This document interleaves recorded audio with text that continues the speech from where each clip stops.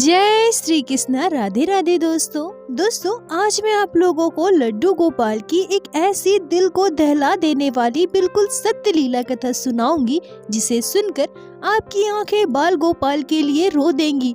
लड्डू गोपाल के साथ घटी अत्यंत दुखदायी घटना को सुनकर आप ना चाहते हुए भी रो देंगे। दोस्तों, एक भक्त और भगवान का रिश्ता बहुत ही पवित्र और सच्चा होता है। भक्त अपने ठाकुर जी अपने लड्डू गोपाल को अपने प्राणों से भी बढ़कर चाहते हैं। परिवार का अहम सदस्य मानकर एक छोटे बच्चे की भांति उनकी सेवा करते हैं। पर दोस्तों, एक महिला जिन्होंने अपने कोख से बच्चों को जन्म दिया है, वह भक्त होने के साथ साथ माँ भी होती है।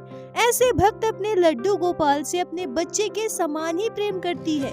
वो कभी भी अपने घर विराजित ठाकुर जी और अपने बच्चों के बीच भेदभाव नहीं करती। पर क्या हो अगर उन्हीं बच्चों के हाथों उनके आराध्य प्राणों से प्रिय उनके ठाकुर जी को बहुत बड़ा दुख दिया जाए।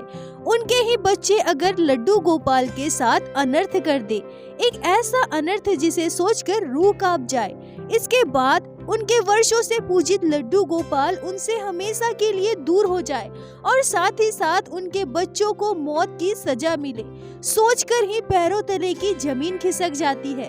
दोस्तों, आज की यह लीला कथा दिल को दहला देने वाली है। दोस्तों, आज की यह दिल दहला देने वाली लीला कथा को पूरा अवश्य सुनिएगा, तभी आप अत्यंत दुखदायी हृदय विदारक लीला कथा को पूरी तरह से समझ पाओगे। दोस्तों, आज की यह लीला कथा हमारे साथ शेयर की है खंडोली में रहने वाली सुमन सिंह जी ने। सुमन जी हमसे कहती हैं कि मेरी शादी विपरीत परिस्थितियों में हुई थी। मेरे ससुर जी की मृत्यु वर्षों पहले ही हो चुकी थी। परिवार में मेरे हस्बैंड और मेरी सासू माँ थी। मेरी एक ननद भी थी, पर उनकी शादी मेरी शादी से लगभग 6 साल पहले हो चुकी थी। मेरे हस्बैंड जॉब करते थे, इस वजह से वो अपनी ड्यूटी में रहा करते थे। मेरी सासू माँ बहुत ज्यादा बीमार रहने लगी थी और उनकी सेवा के लिए उनका ख्याल रखने वाला कोई भी नहीं था, इसलिए मेरी शादी बहुत ही जल्दी में हुई थी। पर दुर्भाग्यवश मेरी शादी के लगभग 8 महीने के बाद ही मेरी सासू माँ इस दुनिया से चली गई। सासू माँ के जाने के बाद घर की पूरी जिम्मेदारी मुझ पर आ गई थी और साथ ही साथ हमारे लड्डू गोपाल की जिम्मेदारी। जी हाँ, मेरी सासू माँ बाल गोपाल की सेवा किया करती थी। जब वो बीमार थी तो उन्हें लड्डू गोपाल की सेवा करने में बहुत दिक्कतें आ रही थी। फिर जब मेरी शादी हुई और शादी के बाद मैं ससुराल आई तो मेरे सासू माँ ने लड्डू गोपाल की सेवा की सारी जिम्मेदारी मुझे दे दी और सेवा से जुड़े सारे नियम विधि मुझे समझा दिए और फिर मैं ही लड्डू गोपाल की सेवा करने लगी। वैसे सच कहूँ तो शादी से पहले मुझे पूजा पाठ करने में ज्यादा दिलचस्पी नहीं थी, पर पता नहीं ठाकुर जी की कैसी लीला है, उन्होंने मुझ पर कृपा की और जब मैं ससुराल आई और लड्डू गोपाल की सेवा मुझे मिली तो मैं खुशी खुशी बाल गोपाल की सेवा करने लगी। अब तो ऐसा हो गया कि लड्डू गोपाल में मेरे प्राण बसते हैं। बाल गोपाल के बिना मैं एक पल नहीं रह सकती। मेरे हस्बैंड की आस्था भी लड्डू गोपाल पर बहुत ज्यादा थी, वो भी लड्डू गोपाल से बहुत प्रेम करते थे। अब तो मैं जब भी अपने मायके जाया करती थी तो अपने लड्डू गोपाल को साथ ही ले जाया करती थी। मुझे पता था कि मेरे ससुराल में लड्डू गोपाल की सेवा करने वाला कोई नहीं है। ऐसे ही खुशी खुशी दिन बीत रहे थे। बाल गोपाल की कृपा से मुझे एक पुत्र और एक पुत्री संतान की प्राप्ति हुई। समय बीतता रहा, मेरे बच्चे बड़े होने लगे। मेरे दोनों बच्चों के बीच उम्र का मात्र 1.5 साल का अंतर था। जब उनमें थोड़ी समझ आई तो मैं हमेशा उन्हें समझाती थी कि ये लड्डू गोपाल है, तुम्हारे भाई है, भगवान है। मैं जब भी लड्डू गोपाल को स्नान करवाती थी, उनका श्रृंगार करती थी, मेरे बच्चे आकर लड्डू गोपाल को गोद में लेने की जिद किया करते थे। बाल गोपाल को पोशाक पहनाने के लिए, उनका श्रृंगार करने के लिए जिद किया करते थे। कभी कभी तो लड्डू गोपाल के साथ खेलने के लिए भी जिद किया करते थे। मेरे बच्चे काफी छोटे थे। मेरा बेटा उस समय 2.5-3 साल का था और मेरी बेटी 4-4.5 साल की। जब वो ज्यादा जिद किया करते थे तो मैं कभी कभी उनकी गोद में लड्डू गोपाल को दे दिया करती थी। बच्चे बहुत ज्यादा खुश हो जाते थे, पर कभी कभी जब कुछ ज्यादा जिद करते थे तो मैं उन्हें मना भी कर देती थी। मैं उनसे कहा करती थी कि बेटा ये भगवान है, ऐसा नहीं करते। तब मेरे बच्चे मुझसे कहा करते थे कि आप ही तो कहती हैं ये तुम्हारे भाई है, फिर ये हमारे साथ क्यों नहीं खेल सकते। फिर जब मेरे बच्चे आंगन में खेलते थे तो मैं लड्डू गोपाल को वहाँ बिठा देती थी। उन्हें ऐसा लगता था कि बाल गोपाल उनके साथ खेल रहे हैं, उनका छोटा भाई उनके साथ खेल रहा है। ऐसा करने से बच्चों को बहुत खुशी मिलती थी। पर बच्चों का स्वभाव होता है, अगर उनसे ज्यादा उनकी माँ किसी और के साथ समय व्यतीत करे तो उन्हें जलन होने लगती है। मेरे बच्चे भी अक्सर मुझसे कहा करते थे कि आप लड्डू गोपाल भाई से इतना ज्यादा प्यार क्यों करती है? आप तो हमेशा उनसे प्यार करती है, उनका ख्याल रखती है, उन्हें नहलाती है, उन्हें पोशाक पहनाती है, उन्हें अपने हाथों से खिलाती है। मैं बच्चों को समझाती थी, उनसे कहती थी कि बाबू ये छोटे से है ना, देखो कितने प्यारे से है, बिल्कुल छोटे से भाई तुम्हारे, इसलिए मुझे उनका ज्यादा ध्यान रखना पड़ता है। पर मैं तो आप दोनों से भी बहुत प्यार करती हूँ। ऐसे ही समय बीतता रहा। मैं अपने बच्चे, अपने हस्बैंड और लड्डू गोपाल के साथ बहुत खुश थी। सुमन जी कहती हैं कि यह घटना आज से लगभग 10 साल पहले की है। मेरी बेटी लगभग 5 साल की थी और मेरा बेटा 3.5 साल का। प्रत्येक दिन मैं सुबह उठकर खुद स्नान करके सबसे पहले लड्डू गोपाल को जगाती थी, उन्हें माखन मिश्री का भोग लगाती थी।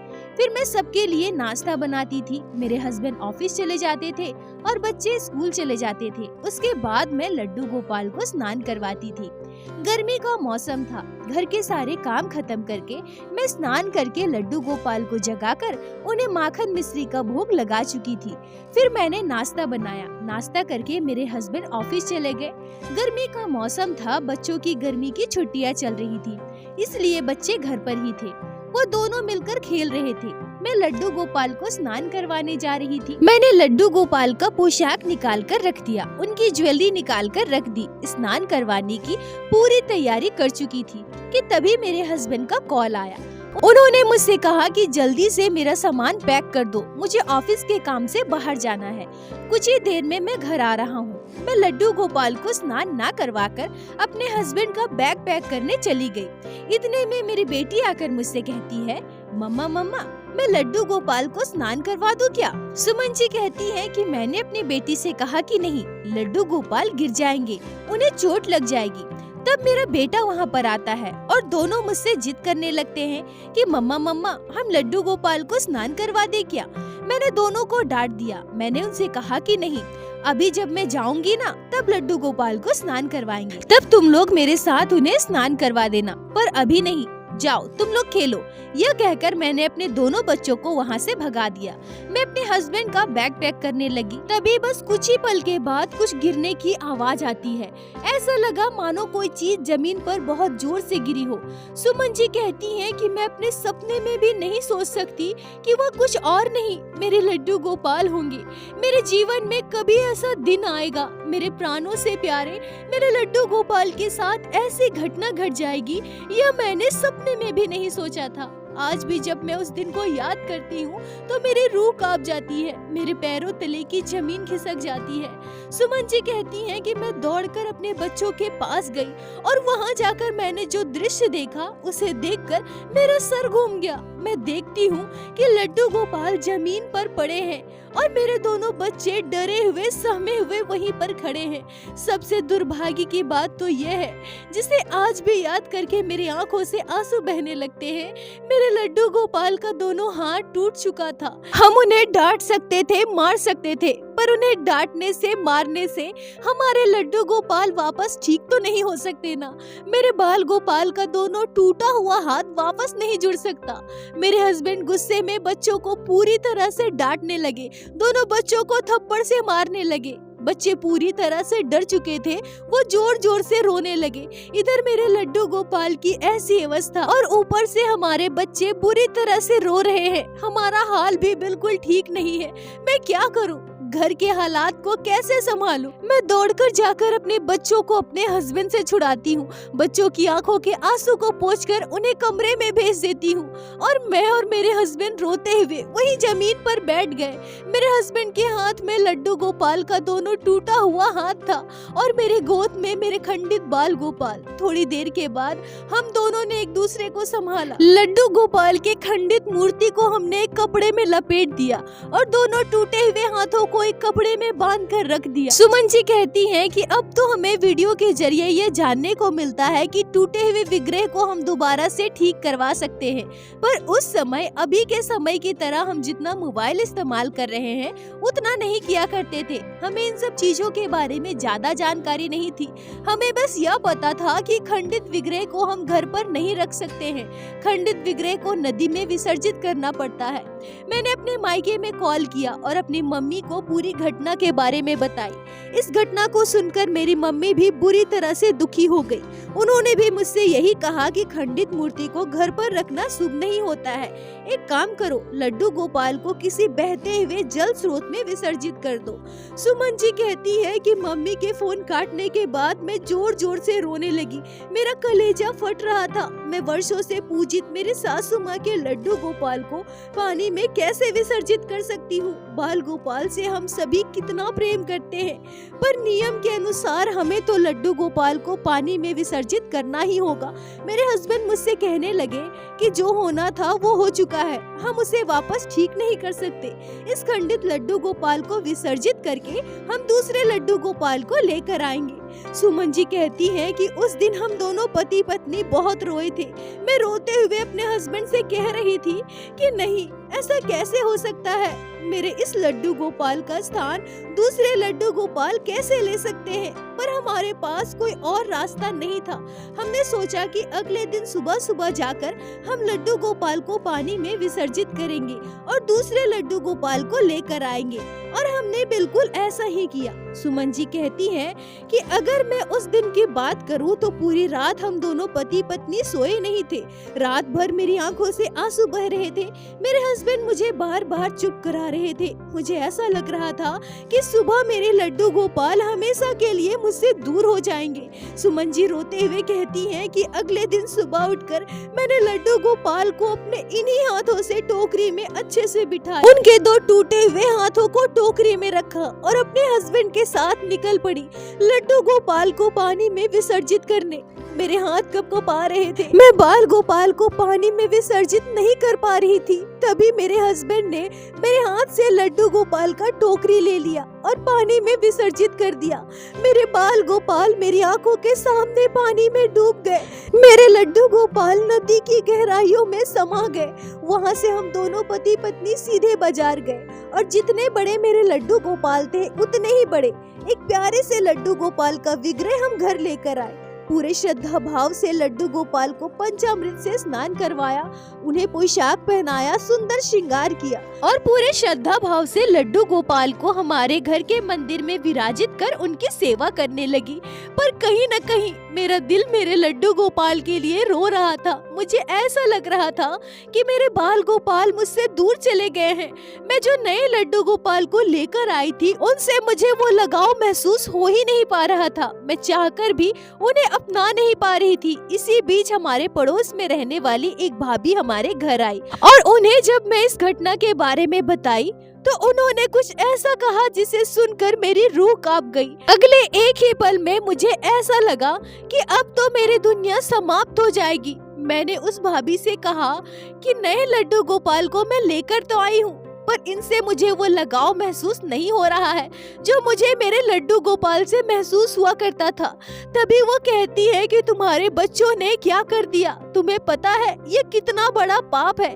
तुम्हें अपने बच्चों का ध्यान रखना चाहिए था। लड्डू गोपाल की सेवा सबको नहीं मिलती और अगर तुम्हारे घर लड्डू गोपाल हैं, उनकी सेवा हो रही थी तो तुम्हें ऐसी लापरवाही नहीं करनी चाहिए थी। तुम्हें पता है लड्डू गोपाल के साथ जब कोई ऐसी घटना घटती है तो बाल गोपाल उनके जीवन को समाप्त कर देते हैं। भगवान श्री कृष्ण यह संदेश देते हैं कि भगवान के साथ कभी भी खिलवाड़ मत करो, नहीं तो बहुत बुरा होगा। और वो मुझसे कहती है कि सुमन, मुझे तुम्हारे बच्चों के लिए बहुत डर लग रहा है। तुम कोई अच्छे बाबा को दिखाओ और अपने बच्चों को कोई ताबीज दिलवा दो, नहीं तो पता नहीं तुम्हारे बच्चों के साथ कब कौन सा अनिष्ट घट जाए। क्या पता तुम्हारे बच्चों के जीवन को लड्डू गोपाल समाप्त कर दे। मुझे बहुत डर लग रहा है सुमन। लड्डू गोपाल तुम्हारे घर वर्षों से पूजित थे, उनमें साक्षात प्राण थे। तुम ही सोचो, भगवान के हाथ को तोड़ देना कितना बड़ा पाप है। अगर तुम्हारे बच्चों के साथ कुछ गलत हो गया तो तुम क्या करोगी? देखो, मैं एक आश्रम में जाती हूँ, वहाँ एक बाबा है, तुम कहो तो मैं तुम्हें वहाँ लेकर चलूं, तुम्हारे बच्चों को तुम ताबीज दिलवा देना। सुमन जी कहती है कि अब यह सुनने के बाद मेरे होश उड़ गए, मेरी आंखों से आंसू बहने शुरू हो गए। मैं उनका हाथ पकड़ ली और उनसे कहने लगी कि भाभी आप मेरे बच्चे को बचा लो, मेरे बच्चे छोटे हैं, उनसे गलती हो गई, मेरे बच्चों को कुछ हो गया तो मैं मर जाऊंगी भाभी, मैं मर जाऊंगी। वो भाभी मुझे चुप कराने लगी। वो मुझसे कहती है कि मुझे भी बहुत डर लग रहा है सुमन, पता नहीं कब क्या हो जाए, पर तुम चिंता मत करो, मैं कल ही तुम्हें उस बाबा के पास लेकर जाऊंगी। यह बोलकर भाभी हमारे घर से चली गई। पर अब मेरी हालत बहुत बुरी हो गई थी। मैंने रोते हुए अपने हस्बैंड को कॉल किया। 1.5-2 घंटे के अंदर अंदर मेरे हस्बैंड भी घर आ गए। हम दोनों पति पत्नी बहुत परेशान थे। मैं बार बार रोते हुए मेरे हस्बैंड से कह रही थी कि क्या सच में मेरे बच्चों के साथ कुछ बुरा हो जाएगा? मेरे बच्चे तो बहुत छोटे हैं ना, अनजाने में उनसे गलती हुई है। नहीं, मेरे लड्डू गोपाल ऐसा नहीं कर सकते। मेरे लड्डू गोपाल मेरे बच्चों का जान नहीं ले सकते। मेरे हस्बैंड मुझे सांत्वना दे रहे थे, पर मैं पागल सी हो गई थी। मैं बहुत डर चुकी थी, डरी हुई सहमी हुई मैं अपने दोनों बच्चों को सीने से लगा ली थी। मैं दौड़कर हमारे घर के मंदिर में गई। लड्डू गोपाल के पास जाकर मैं बैठ गई और उनसे कहने लगी, हे मेरे ठाकुर जी, ये कैसे हो सकता है? क्या सच में मेरे बच्चों के साथ इतना बुरा हो जाएगा? सुमन जी कहती है कि मैं पूरी तरह से पागल हो गई थी। मेरे हस्बैंड के लिए मुझे संभालना मुश्किल हो गया था। मैं रोते हुए चिल्लाते हुए यह कही जा रही थी कि नहीं, मेरे बच्चे नहीं मर सकते। अगर मेरे बच्चे मर गए तो मैं इस दुनिया में नहीं रहूंगी। मैं अपने बच्चों को जोर से सीने से लगा ली थी।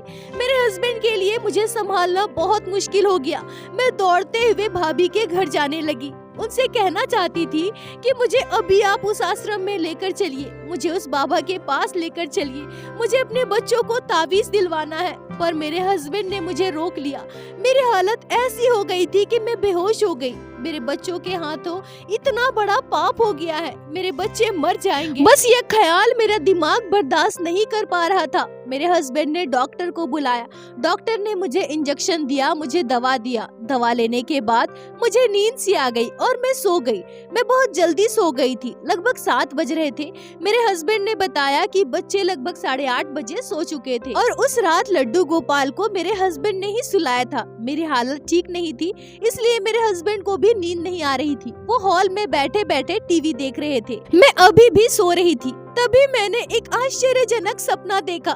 सपने को याद कर आज भी मेरा शरीर सिहर जाता है, पर उस समय मुझे यह बिल्कुल भी आभास नहीं था कि ये मेरा सपना है। मुझे ऐसा महसूस हो रहा था कि सच में यह घटना मेरे साथ घट रही है। फिर अचानक से मुझे ऐसा महसूस हुआ कि एक छोटा सा बच्चा 2.5-3 साल का, दिखने में बहुत ही सुंदर, मैंने अपने पूरे जीवन काल में उस बच्चे से सुंदर कोई और देखा ही नहीं। वो छोटा सा बच्चा हमारे घर के दरवाजे को खटखटा रहा है। मैंने जाकर दरवाजा खोला और मैं देखती हूँ कि उस बच्चे के हाथ में हमारे घर विराजित नए लड्डू गोपाल हैं। सुमन जी कहती हैं कि मुझे ऐसा लग रहा था कि ये सब कुछ सचमुच में हो रहा है। उस बच्चे का वेशभूषा, उस बच्चे का परिधान बिल्कुल भगवान श्री कृष्ण की भांति था।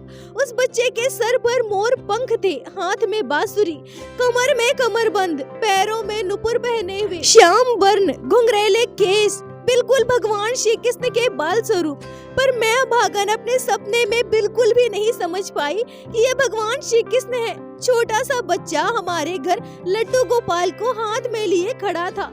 अचानक से वो बोल पड़ा। वो मुझसे कहता है, मैया, ओ मैया, ये तुम्हारे वही लड्डू गोपाल है जिनको तुमने नदी में विसर्जित किया था।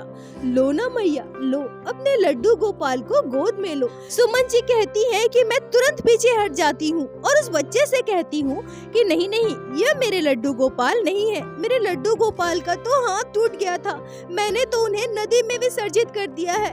तभी वह बच्चा प्यारी सी मुस्कान के साथ कहता है, मैया, तुम्हारे लड्डू गोपाल तुम्हें छोड़कर कैसे जा सकते हैं? ये तुम्हारे वही लड्डू गोपाल हैं। तुम इसे प्रेम करो मैया, इसकी सेवा करो, देख ना मैया देख, ये तेरी ओर देख रहा है, इसे अपनी गोद में उठाओ मैया। सुमन जी कहती है कि मैं रोते हुए अपना चेहरा दूसरी ओर घुमा लेती हूँ और उस बच्चे से कहती हूँ, नहीं नहीं, ये मेरे लड्डू गोपाल नहीं है। मेरे लड्डू गोपाल कभी मेरा बुरा नहीं कर सकते, मेरे बच्चों की जान नहीं ले सकते। मेरे लड्डू गोपाल के रहते मेरे बच्चों की मृत्यु हो जाए, यह मेरे बाल गोपाल कभी होने नहीं देंगे। नहीं नहीं, ये मेरे लड्डू गोपाल नहीं है, नहीं है मेरे बाल गोपाल। सुमन जी कहती है कि उसके बाद वो प्यारा सा बच्चा जो मुझसे कहता है, उसे मैं अपने पूरे जीवन काल में कभी नहीं भूल सकती। वो मुझसे कहता है, मैया जितना प्रेम तू अपने लड्डू गोपाल से करती है ना, उससे भी कई ज्यादा प्रेम तुम्हारे लड्डू गोपाल तुमसे करते हैं। अगर तुम्हारे मन में इतना विश्वास है कि तुम्हारे लड्डू गोपाल ऐसा अनिष्ट नहीं कर सकते, फिर तो चिंता क्यों करती है मैया? तू अपने लड्डू गोपाल की सेवा कर, वो तुम्हारे साथ है मैया। यह कहकर वो प्यारा सा बच्चा लड्डू गोपाल के श्री विग्रह को मेरे हाथ में पकड़ा देता है और वह कहीं अदृश्य हो जाता है। सुमन जी कहती हैं कि बाल गोपाल को गोद में लेकर मैं सीने से लगा लेती हूँ। मुझे सपने में ही ऐसा महसूस होता है कि ये मेरे वही लड्डू गोपाल हैं जिनको मैंने नदी में विसर्जित किया था। मेरे बाल गोपाल मेरे पास आ गए, मेरे बच्चे पूरी तरह से सुरक्षित है, बाल गोपाल मेरे साथ है। ये सोचकर मैं बहुत खुश हो गई थी और तभी अचानक मेरा सपना टूट गया। मैं उठकर बैठ गई। मुझे तो विश्वास नहीं हो रहा था कि ये मेरा सपना था।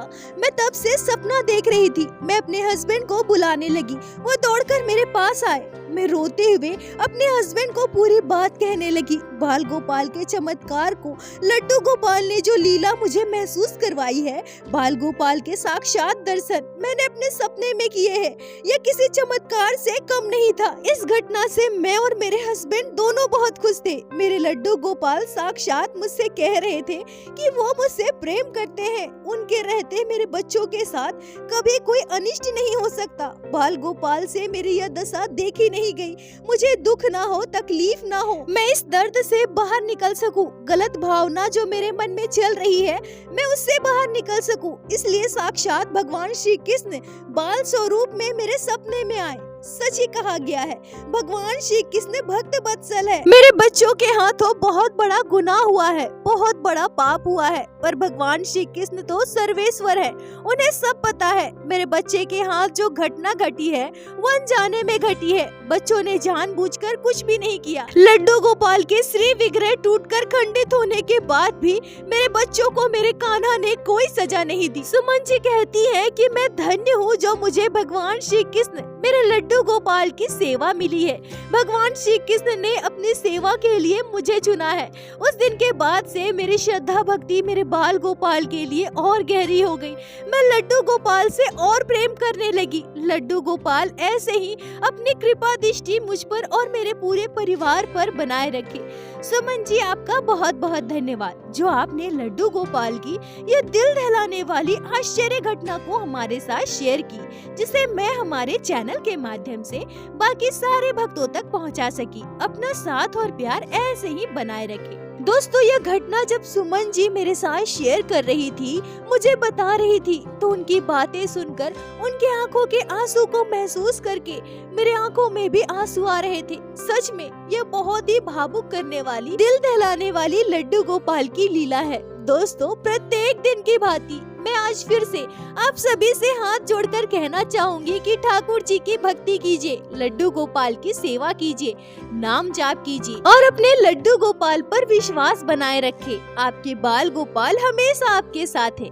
और मेरे साथ एक बार प्रेम से कहिए, बोलो बाके बिहारी लाल की जय, लड्डू गोपाल की जय, जय जय श्री राधे। दोस्तों, यदि आप लोगों को आज की यह लीला कथा अच्छी लगी हो, आपके हृदय को स्पर्श की हो, तो कृपया वीडियो को लाइक करके अपने दोस्तों के साथ शेयर अवश्य करें, जिससे बाकी भक्त भी लड्डू गोपाल की इस अद्भुत लीला कथा को श्रवण कर सके। और हमारे चैनल को सब्सक्राइब करें, जिससे प्रतिदिन आप लोग हमारे चैनल पे श्री बाके बिहारी श्री लड्डू गोपाल की लीला कथा सुन सके। दोस्तों, यदि आपके जीवन में घटी हो कोई भी चमत्कारी घटना या लड्डू गोपाल ने कभी भी की हो कोई भी लीला जिसे आप हम सभी के साथ शेयर करना चाहते हैं, तो कृपया हमें इंस्टाग्राम पे मैसेज करें। हम आपसे कांटेक्ट करेंगे और आपकी उस लीला कथा को हमारे चैनल पे बाकी सारे भक्तों के साथ शेयर अवश्य करेंगे। लड्डू गोपाल की कृपा आप पर और आपके पूरे परिवार पर बनी रहे। राधे राधे दोस्तों।